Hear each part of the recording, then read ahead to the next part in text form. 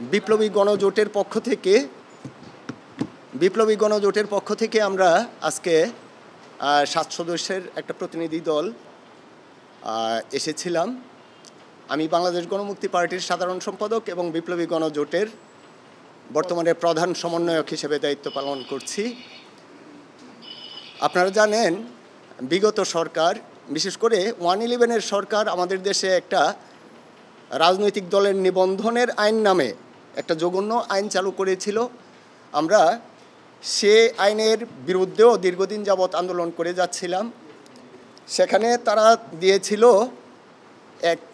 10টা জেলা কমিটি, 1/3, তারপরে হলো 50টা থানা উপজেলা কমিটি। এর ভিত্তিতে রাজনৈতিক দলের নিবন্ধন হবে। সে জায়গায় শেখ হাসিনার সরকার এসে সেটাকে আরও কঠোর রূপ দিয়েছিল। 1/3 জেলা কমিটি এবং 100 থানা উপজেলা কমিটির ব্যবস্থা থাকতে হবে এবং প্রতি থানা উপজেলায় কমপক্ষে 200 করে সদস্য থাকতে হবে, অর্থাৎ 20,000 সদস্য লাগবে। অর্থাৎ রাজনীতিটাকে এমন একটা কঠিন জায়গায় নিয়ে গিয়েছিল। সেখানকার অবস্থাটা ছিল এরকম যে একটা দল চালাতে মাসে কমপক্ষে, নিবন্ধনের যোগ্যতা সম্পন্ন একটা দল হতে গেলে মাসে কমপক্ষে 30 লক্ষ টাকা লাগতো। আমরা সেটার প্রতিবাদ করে আসছিলাম, সেটার বিরুদ্ধে আমরা আন্দোলন করে আসছিলাম। এই বিষয়ে আজকে আমরা কথা বললাম যে যেহেতু আন্তর্জাতিকভাবে আইনটা আছে এরকম যে শুধুমাত্র একটা কমিটির ভিত্তিতে রাজনৈতিক দলের নিবন্ধন হয়, অথবা একটা অফিসের ভিত্তিতে রাজনৈতিক দলের নিবন্ধন হয় সারা বিশ্বব্যাপী। এমনকি আমাদের পাশের দেশ ভারতে প্রায় 2,500-এর মতো নিবন্ধিত দল আছে। কেন্দ্রীয় কমিটি, কেন্দ্রীয় অফিস এবং গঠনতন্ত্রের ভিত্তিতে তাদের দলের নিবন্ধন হয়। আমেরিকাতে একই অবস্থা, কেন্দ্রীয় কমিটি, কেন্দ্রীয় অফিস এবং গঠনতন্ত্রের ভিত্তিতে রাজনৈতিক দলের নিবন্ধন হয়। ব্রিটেনে একই অবস্থা। তাদের দেশগুলিতে অনেকগুলি দলই আছে, তাদের রাজনীতি করতে কোনো অসুবিধা নেই। আর বাংলাদেশে এই ব্যবস্থাটা করা হয়েছে মূলত যাতে করে বাংলাদেশটাকে ভারতের একটা অঙ্গরাজ্য হিসাবে ভবিষ্যতে প্রতিষ্ঠা করা যায়। সেই উদ্দেশ্য নিয়ে এই আইনটা করা হয়েছিল। আমরা এই আইনের বিরুদ্ধে আলোচনা করেছি কিভাবে এটাকে রিপ্লেস করা যায়, কি করা উচিত। যেরকম আমাদের দেশে 78 সাল পর্যন্ত আইনটা ছিল শুধুমাত্র কেন্দ্রীয় কমিটি, কেন্দ্রীয় অফিস এবং গঠনতন্ত্র, আমরা সেটা চেয়েছি। পাশাপাশি এখানে আলোচনায় এসেছে, ওনারা বলেছেন যদি নাকি এটা করা হয় তাহলে তো দেখা যাবে যে ব্যাঙের ছাতার মতো ঠিকই এই দেশে দল গড়ে উঠবে। আচ্ছা, সেই ক্ষেত্রে আমরা আরেকটা বিষয় নিয়ে এসেছি। আমরা জানি যে আমাদের দেশে যে নির্বাচন ব্যবস্থা এটা ভেঙে পড়েছে।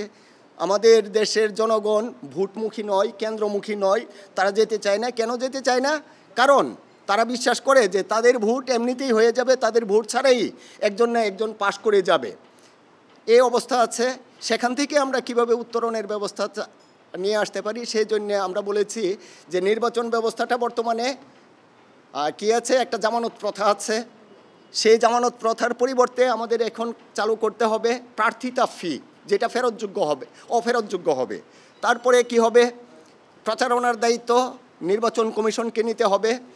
কোনো প্রার্থী ব্যক্তিগতভাবে কোনো প্রচারণা চালাইতে পারবে না। যদি ব্যক্তিগতভাবে প্রচারণা চালান তাহলে তার প্রার্থিতা বাতিল করে দিতে হবে। পাশাপাশি কি আসবে, যে পোস্টারিংয়ের ব্যবস্থা, সেটা নির্বাচন কমিশন করবে।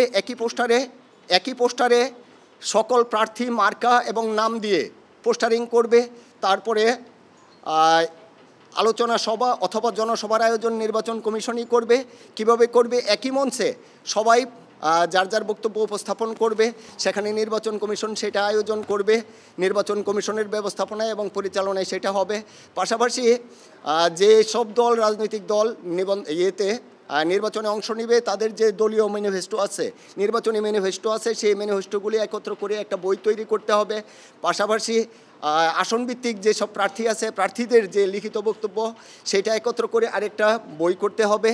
এই একজোড়া বই নির্বাচন কমিশন প্রত্যেক পরিবারে একজোড়া বই পৌঁছে দিবেন। এর ভিতর থেকে জনগণ তাদের বক্তব্য, প্রার্থীরা এবং দলের বক্তব্য নিজেরা বুঝতে পারবেন, জানতে পারবেন। এর প্রেক্ষিতে তারা চিন্তা ভাবনা করতে পারবেন। আরও একটা বিষয় রয়ে গেছে যে আমরা যাতে জাল ভোটমুক্ত নির্বাচন করতে পারি, সেই জন্যে আমরা বলেছি বর্তমানে আমাদের ন্যাশনাল আইডি কার্ড আছে। ন্যাশনাল আইডি কার্ডের ভিতরে ভোটার সংশ্লিষ্ট কতগুলি তথ্য আছে, সেই তথ্যগুলি যুক্ত করে একটা ভোটার কার্ড তৈরি করতে হবে। সেই ভোটার কার্ড দিয়ে যখন নাকি ভোট দিতে যাবে প্রার্থীরা, ভোটাররা সেই ভোটার কার্ড নিয়ে ভোট দিতে যাবে, সেটা জমা দিয়ে ব্যালট পেপার নেবে, ব্যালট পেপারে সিল মেরে সেটা জমা দিয়ে সেটা বাক্সে ঢুকিয়ে চলে আসবে।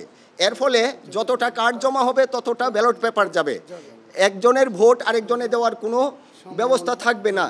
আমরা এই যে ব্যবস্থাটার কথা বলেছি, টোটাল নির্বাচন ব্যবস্থার কথা বলেছি, এতে অতিরিক্ত সর্বোচ্চ 900 কোটি টাকা ব্যয় হবে।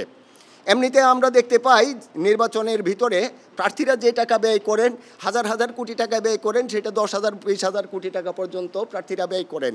আর এর ভিতর দিয়ে দেশে বিশৃঙ্খলা তৈরি হয় এবং অযোগ্য অথর্ব দেশবিরোধী শক্তিগুলি এখানে মাথাচাড়া দিয়ে ওঠার সুযোগ হয়, তারা এমপি হয়, মন্ত্রী হয়।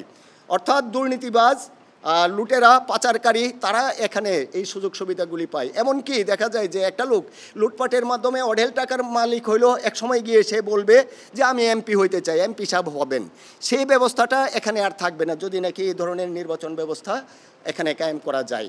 আমরা এই বিষয়গুলি আলোচনা করেছি। এইসবের প্রেক্ষিতে নির্বাচন কমিশন আমাদের প্রতি যথেষ্ট আন্তরিকতার সাথে আমাদের সাথে আলোচনা করেছেন। আর পাশাপাশি কোনো কোনো ক্ষেত্রে ওনারা বলেছেন প্রয়োজনে তারা পাইলট প্রজেক্ট হিসেবেও নেবেন, যেরকম নির্বাচন ব্যবস্থাটার কথা বললাম। এই বিষয়গুলি হয়েছে, আলোচনা হয়েছে। এখন আপনাদেরকে আমরা আমাদের বিষয়গুলি উপস্থাপন করলাম আপনাদের সামনে। এবার আপনাদের যদি কোনো প্রশ্ন থাকে আপনারা করতে পারেন। ধন্যবাদ সবাইকে। আমার নাম আব্দুল মুনেম। আমি বাংলাদেশ গণমুক্তি পার্টির সাধারণ সম্পাদক এবং বিপ্লবী গণজোটের বর্তমানে প্রধান সমন্বয়ক।